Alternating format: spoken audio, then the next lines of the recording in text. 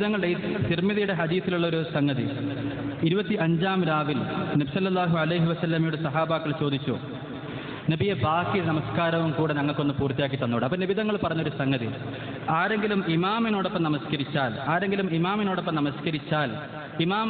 ഇമാമിന്റെ നമസ്കാരം തീരുന്നതുവരെ കൂട്ടത്തിൽ കൂടിയാൽ അവർക്ക് രാവിലെ വരെ നമസ്കരിച്ചതിന്റെ കൂലി കിട്ടുന്നതാണ്.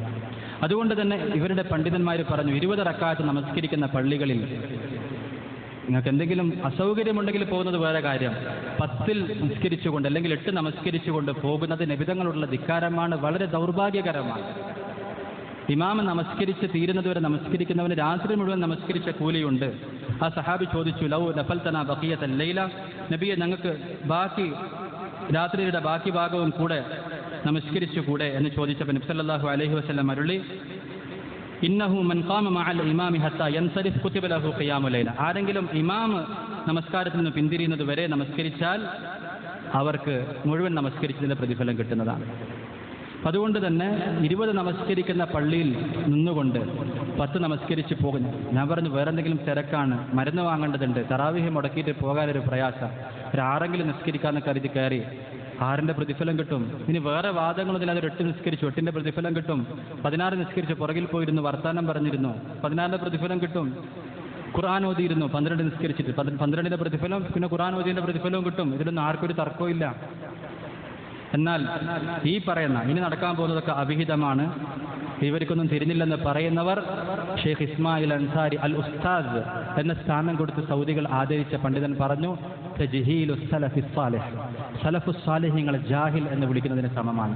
ഈ മുൻഗാമികളായ മഹത്തുക്കളൊക്കെ ഒന്നുമല്ല എന്ന് പറയുന്നതിന് സമമാണ്. ഇത് മറ്റേ ഈ ഉത്തരത്തിലെ പല്ലി, ഈ മോന്തായം താങ്ങി നിർത്തുന്നത് ഞാനാണ് എന്ന് പറയുന്നതിന് സമമാണ്. മോനെ, പല്ലിക്ക് സപ്പോർട്ട് കിട്ടുന്നത് ചുമരിൻ്റെ മുകളിലാണ്, അല്ലാതെ പല്ലി വിചാരിക്കുകയാണ് ഞാനുള്ളത് കൊണ്ടാണ്, അല്ലെങ്കിൽ ഈ മേൽക്കൊരു ഇപ്പം താഴേക്ക് പോകും എന്ന് കരുതുന്നത് പോലെയാണ് 20 നമസ്കരിക്കുന്ന പള്ളിയിൽ നിന്നും 10 നമസ്കരിച്ച് ഇറങ്ങിപ്പോകുന്നവരുടെ നിലപാട് സത്യത്തിൽ. അതുകൊണ്ട് സൗദി സലഫികൾ ഒന്നടങ്കം ഇതിനെ എതിർക്കുന്നുണ്ട്. 20 നമസ്കരിക്കുന്ന പള്ളിയിൽ നിന്നും ഇനിയുള്ളത് ശരിയല്ല എന്ന മട്ടിൽ 10 റക്അത്ത് നിസ്കരിച്ച് പോകുന്നത്. ഇന്നഹു മൻ സല്ല മഅൽ ഇമാമി ഹത്താ യൻസരിഫ് കുതിബ ലഹു ഖിയാമുൽ ലൈല.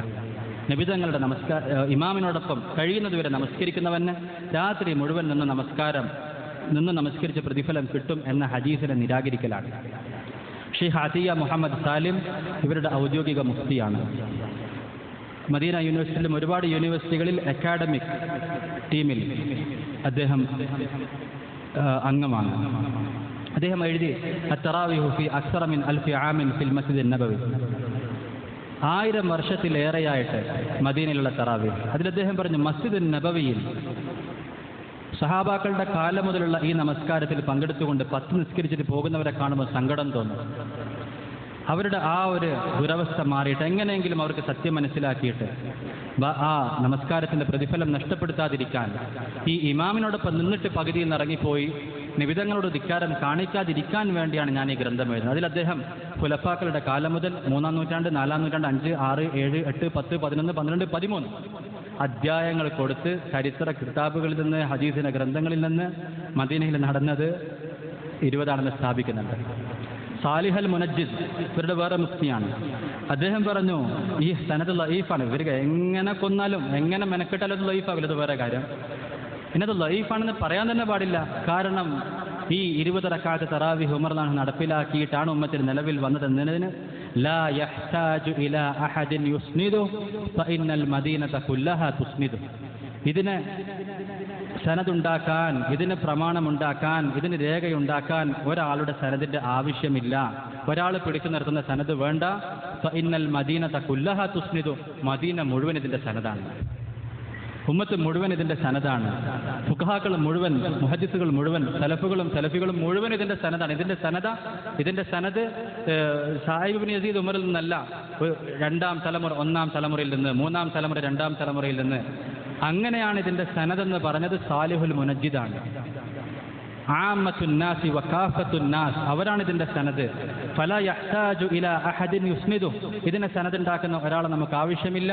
ഫഇന്നൽ മദീനത കുല്ലഹാ തുസ്നിദു, മദീന മുഴുവനും ഇതിൻ്റെ സനദാണ്, മുസ്ലിം ഉമ്മത്ത് മുഴുവനും ഇതിൻ്റെ സനദാണ്.